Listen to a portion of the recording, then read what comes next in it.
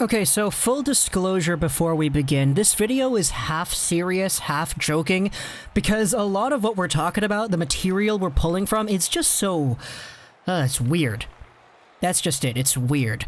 So, I was scrolling on Reddit looking at all of the stuff that I normally look at. I have subscriptions to every single NHL team subreddit, plus the hockey subreddit, and I scroll all of these every single day looking for topics and news to cover on the channel. But when going on to what is one of my default subreddits, the Vancouver Canucks fan subreddit, I stumbled across this quote from Vasili Podkolzin, published in an article on the KHL website earlier yesterday.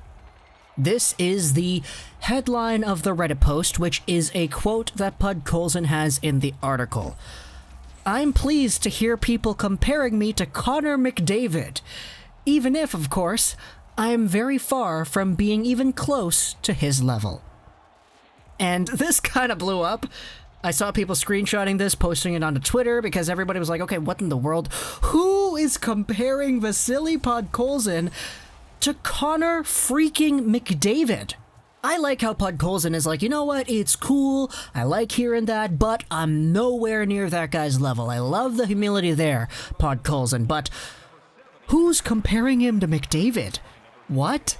Some of the comments kind of go over it, but we'll go over those a little bit later. Let's actually read through this article because it is on the official KHL website. If we translate it over into English, it talks about how Vasili Podkolzin debuted with Pavel Datsyuk and Nikita Gusev of all people, and how he'll remember that forever. Some of these quotes are actually pretty great because the entire thing, pretty much, it's Podkolzin quotes, and if you go over it, some of them are really nice to listen to. Look at this. SKA fans have already noticed it. I'm playing much more. To some extent, I feel like my hands are untied. I started playing simpler and with more confidence, so I had more scoring chances and started scoring points. 20 minutes against Amur is my record so far in the KHL season, and that's great. It's great that my coaches are giving me more chances, and the more you play, the more you want to play. I'm happy to play both penalty killing and power play stances, and it means the coaches trust me to play the games in critical moments. Now I'll say this, first and foremost, Podkolzin playing more minutes, yes, that has indeed been the case in general. And I say in general because the most recent few KHL games have actually seen Podkolzin getting a few less minutes out there than before. It's been an ongoing trend on Twitter. People like Chris Faber, buddy of mine, he runs a podcast called Canucks Conversation. He's been staying up late and watching most, if not all, the SKA games and a lot of other Canucks European team games that go on in the late hours of Vancouver time. And it's been him, it's been a few other guys who indeed watch these games that have been noting that Podkolzin has not really been on the up and up, let's just say. He was at a lot of minutes earlier, but now he's kind of gotten a step back in that department, so we'll see how the Podkolzin situation goes on. Obviously, the ideal situation is for him to get more points, get more minutes, get more playing time, get more experience, but of course, just looking at the quote here from an article published a little bit ago, it's nice to see that everybody appears to be on the same page when it comes to giving Podkolzin more minutes. Going forward into the rest of these Podkolzin quotes, he talks about memories from his first few games in the KHL. One of the very interesting ones that he has here on his debut in the KHL is noted in the second paragraph. Playing 20 minutes a night in the KHL is easier than juggling around in a few different teams and a few different leagues as I did a few years ago. Now I can enjoy more stability. And this is a very, very great point that I think it's very good that he actually acknowledges this, because everybody kind of knows this from the outside. But Vasili Podkolzin earlier in his draft year was playing for like 5 different teams or something like that. It was incredible. This guy was going from team to team to team to league to tournament to league to tournament, and he never found any chemistry anywhere he played because he was in an organization one time and then out the next day. Now, though, he's in a consistent spot in a KHL team, playing in the second best league in the world, getting consistent line mates and consistent overall stability, which is great to see because it allows him to actually develop, which is something we did not see from him when he was bouncing around a whole bunch of other teams back in his draft year. He also talks about how he misses playing with Marchenko and Morozov because they had chemistry, but he recuperates that statement by saying, you know, nobody promised us that we would play our whole careers with the same trio. It would be great, but hey, you know, that's how it is. The next paragraph, though, is the juicy one. Take a look at this paragraph here under the conversation of comparisons, interviews, and being a star. He starts off with the Connor McDavid quote. He is pleased to hear people comparing him to Connor McDavid, even if, of course, he is very far from being even close to McDavid's level. But the next sentence, oh man, here's another comparison. Or when our trio is compared to Krutov, Larionov, and Makarov.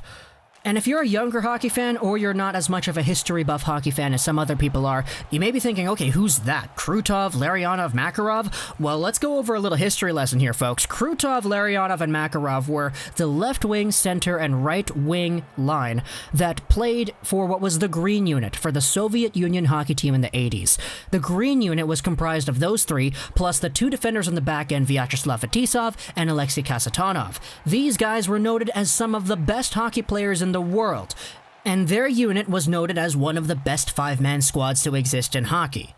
Larionov was compared by many to Gretzky at that time, but because they played in a league that was not the NHL, they played in different international tournaments against other countries, there was never really a direct comparison done at the moment. But when they actually did come over to North America, they played some games against NHL teams, they did stomp some of the occasions. So it was very interesting to see how that team was shaped up. I was a big fan of just researching that whole thing as well. There's a video on my channel talking about this team and going over what they would have done in the current NHL, because I remade them in my NHL video game and I played them in a season. But Krutov, Larionov, and Makarov, they're one of the best lines the Russian hockey system has ever seen. And again, I love the humility. Vasili Podkolzin saying, yeah, you know, even though people are comparing us to them, we're nowhere near their level. But like, who's comparing Podkolzin to Igor Larionov and Krutov and Makarov?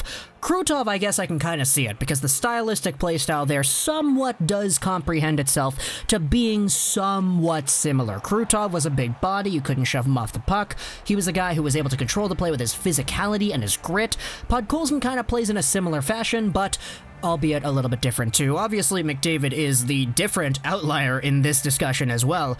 I guess if you really wanted to get technical about it on the idea of both of these guys can drive to the net with speed, you could say, oh, they're similar, but like, we'll touch on this stuff a little bit further in the Reddit comments because we'll circle back over to that. But I'll leave a link in the description to this KHL article. Read the rest of it. It's very nice. It goes over his hockey idols as well, goes over what exactly his whole attitude is towards being a KHL player who is up and coming and developing, and then it also goes on why he wanted to stay in SKA St. Petersburg as well.